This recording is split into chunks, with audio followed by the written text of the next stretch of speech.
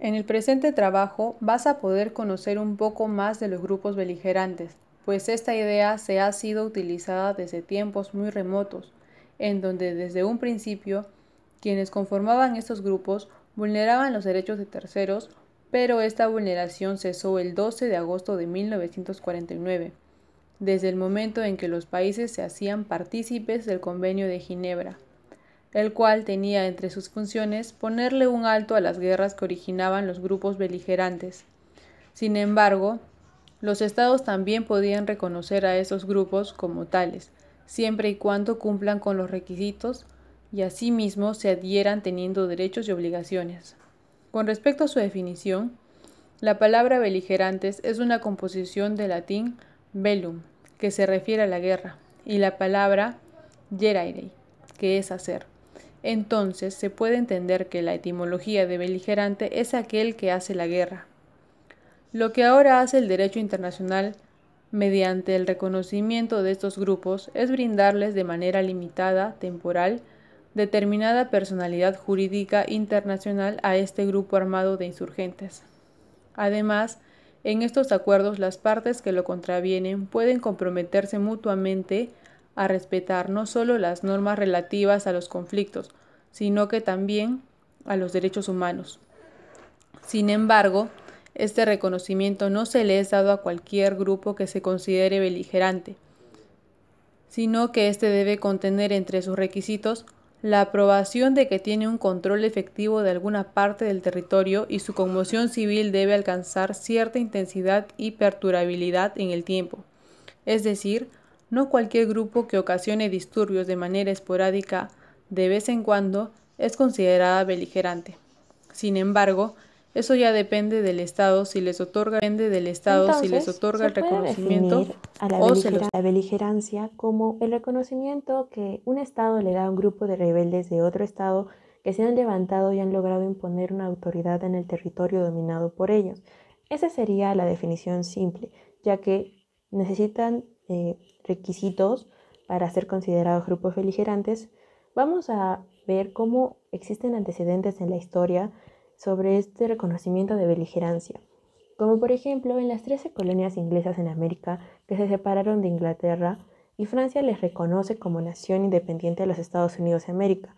Inglaterra interpreta su acto como un casus belli, que en su traducción de latín a español sería un motivo de guerra, y también estos trataban a las milicias americanas como insurgentes. Otro ejemplo del reconocimiento de beligerancia aparece a principios del siglo XIX, cuando las colonias españolas en América se declaran independientes de España. La Unión Americana les dio el reconocimiento de beligerancia en 1817 y posteriormente, en 1822, el reconocimiento de estados independientes y soberanos. Siguiendo con los ejemplos del reconocimiento de la beligerancia en nuestros antecedentes, en 1979 los países del Pacto Subregional Andino, en los que se involucra Bolivia, Colombia, Ecuador, Perú y Venezuela, le dieron reconocimiento de beligerancia al Frente Sandinista de Liberación de Nicaragua, conocido por sus siglas FSLN, en su lucha contra la dictadura de Anastasio Somoza. Este acto fue apoyado por la OEA y originó el derrocamiento del régimen dictatorial de Somoza. Y por último, en 1981, Francia y México reconocen al Frente Farabundo Martí de Liberación Nacional, por sus siglas FMLN, y al Frente Democrático Revolucionario FDR de El Salvador con el estatus de beligerancia. Entonces podemos decir que este concepto surge históricamente en respuesta a una necesidad de los estados de asumir una posición en determinados conflictos al interior de otros estados. El reconocimiento de beligerancia puede ser, por ejemplo, en la posición asumida por Reino Unido durante la Guerra Civil estadounidense, cuando se le reconoce el estatus de beligerante a los Estados Confederados del Sur. El objeto es reconocer fuerzas insurrectas, por lo menos en cuanto fines de la lucha que están empeñadas y únicamente mientras dure la misma. Estos derechos serán necesarios para mantener la lucha con todas sus consecuencias. La facción así reconocida será considerada como un Estado, pero solamente por lo que respecta a operaciones de guerra. En la actualidad, podemos ver que la Organización para la Liberación de Palestina, la OLP, es un grupo beligerante reconocido por la comunidad internacional después del conflicto que hubo árabe-israelí en 1967. Se creó para que pudiera representar al pueblo palestino y su objetivo era que este grupo se erigiera como gobierno de los refugiados palestinos. Un grupo beligerante reconocido en Latinoamérica vendría a ser las Fuerzas Armadas Revolucionarias de Colombia, el Ejército del Pueblo, reconocido por sus siglas FARC-EP. Colombia fijó su posición internacional de catalogar a esta guerrilla como un grupo de terroristas y narcotraficantes. Esto fue acogido por países europeos, Estados Unidos, Canadá y muchos otros estados que declararon sus actos internacionalmente reconocidos y considerados de terrorismo, atentados contra la población civil, de lesa humanidad, masacres, torturas. En conclusión, fueron bastantes las violaciones a las reglas de derecho internacional humanitario y los derechos humanos, en especial cuando recaían sobre niños, las mujeres, los ancianos, la población civil en general, y es considerable el daño. También es importante acotar que Sendero Luminoso y el MRTA, así como vimos el caso anterior de Colombia que fue reconocido como un grupo de terroristas, ellos también cometieron actos terroristas contra civiles, contra la vida, en general, contra todos. Pero si se busca aplicar al caso peruano, ellos no fueron calificados como un grupo beligerante, porque no cumplieron los requisitos necesarios, como por ejemplo, el administrar una porción del territorio nacional. El Estado peruano siempre retuvo sus facultades de gobierno en todo momento, así que ellos nunca pudieron ocupar un espacio localizado.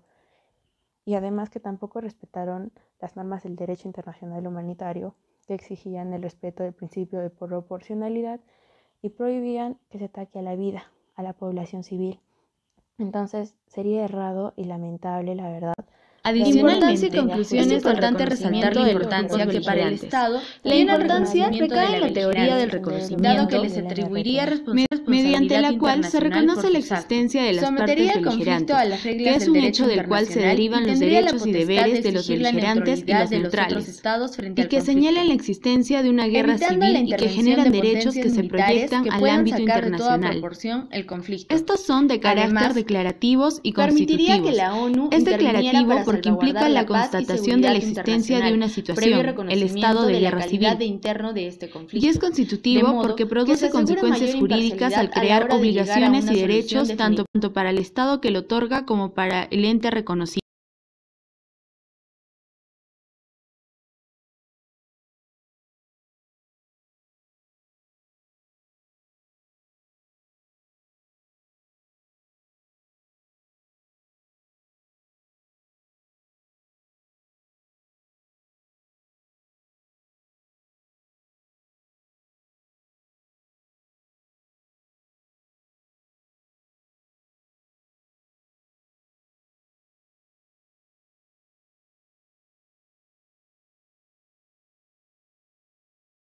Adicionalmente, es importante resaltar la importancia que para el Estado tiene el reconocimiento de la beligerancia, dado que les atribuiría responsabilidad internacional por sus actos. Sometería el conflicto a las reglas del derecho internacional y tendría la potestad de exigir la neutralidad de los otros estados frente al conflicto, evitando la intervención de potencias militares que puedan sacar de toda proporción el conflicto.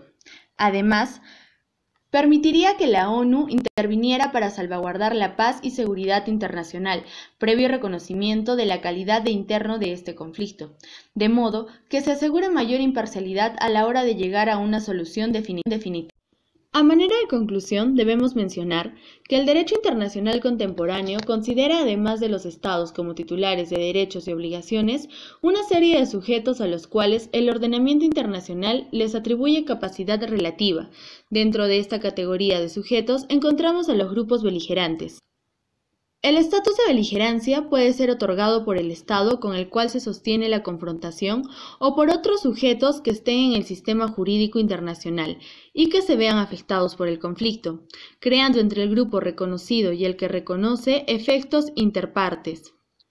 con consecuencias de carácter jurídico como el derecho de asilo a los miembros del grupo, la no extradición o deportación de carácter político, como la posibilidad de tener relaciones diplomáticas o semidiplomáticas, que pueden llegar a permitir voceros, sedes y que sus miembros se muevan con pasaporte, y otras consecuencias de orden económico y comercial. En síntesis, se entendería que el Estado que reconoce dicho estatus tendría relación con dos gobiernos, uno de derecho, que es el legalmente constituido, y otro de hecho, con el que recibe el reconocimiento